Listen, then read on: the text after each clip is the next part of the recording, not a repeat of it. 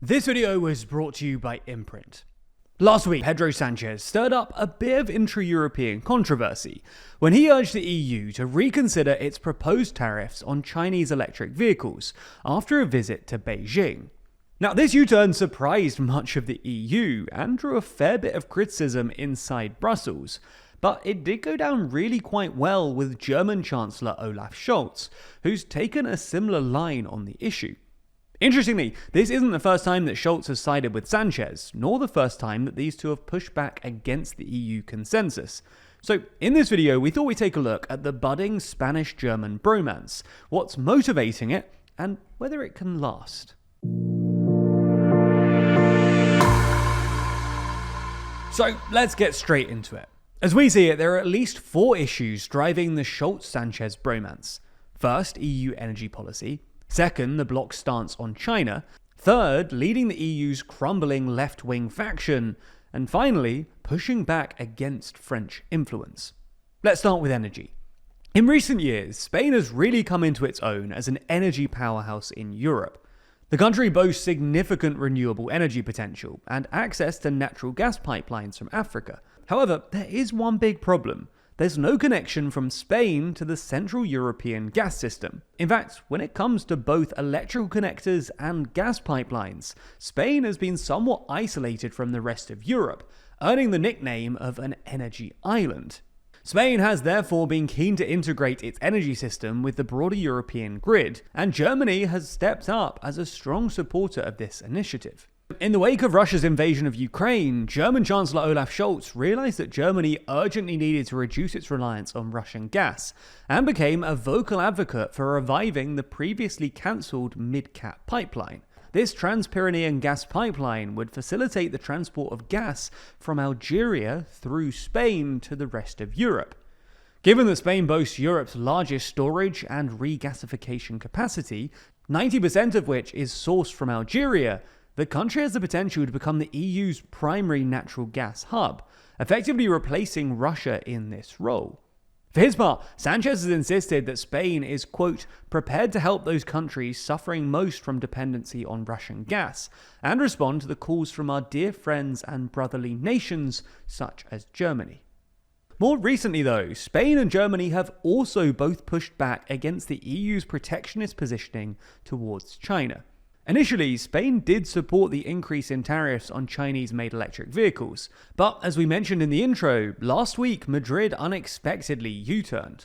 During a press conference, Sanchez stated that Europe does not need another war, in this case a trade war, instead advocating for stronger ties with China.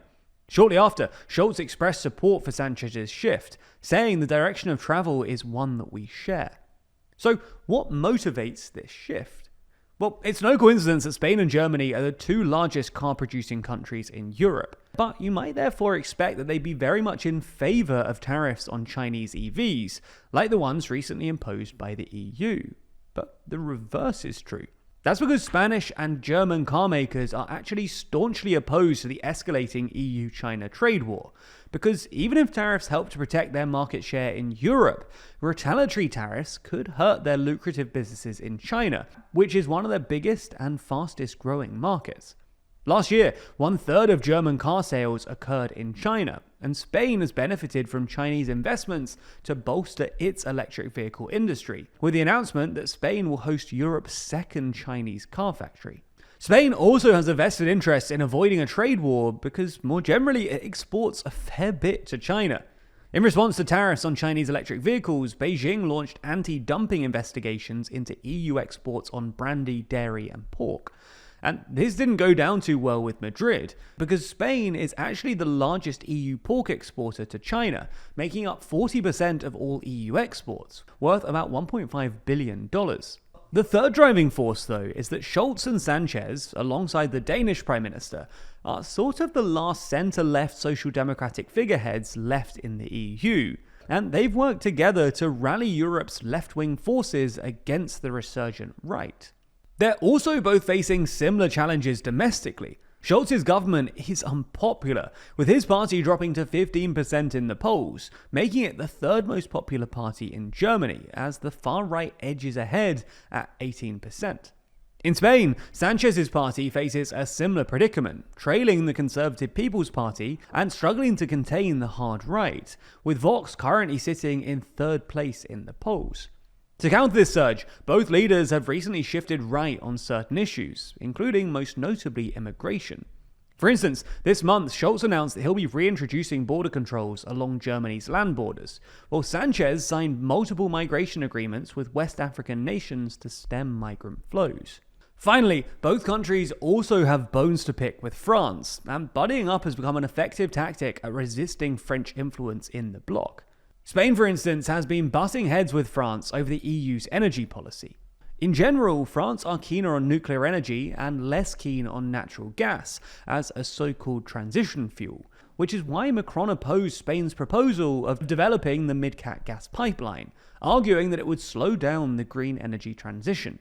In fact, last year, Paris had a spat with both Madrid and Berlin, accusing them of working together to stall the EU's green transition.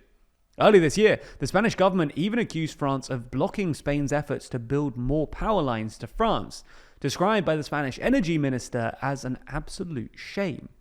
Germany and France also disagree on a whole load of things too. For years, these two European powerhouses, often referred to as the engine of Europe, have been able to keep things moving despite their various disagreements. But in recent months, their relationship has become strained due to a changing geopolitical landscape and domestic issues that limit their ability to compromise on issues like protectionism, debt sharing, and Ukraine. The sputtering of the Franco-German engine has created space for new intra-EU groupings to lead the EU. And this is promising for Sanchez, who aims to elevate Spain's traditional peripheral role to become a leading member alongside France, Germany, and Italy. And he's already demonstrated an appetite for steering EU policy. Earlier this year, he embarked on a tour to persuade states to recognize Palestine as a sovereign entity. Now, with Berlin's backing, Sanchez clearly feels comfortable in pushing back against the European consensus on other issues too, like China. However, while Spain and Germany share some common ground, their potential as the new engine of Europe is ultimately limited by overhanging disagreements, particularly on Palestine's recognition and opposing views on fiscal policy. Nonetheless, as Franco-German dominance in the EU wanes, it will be interesting to see what replaces it.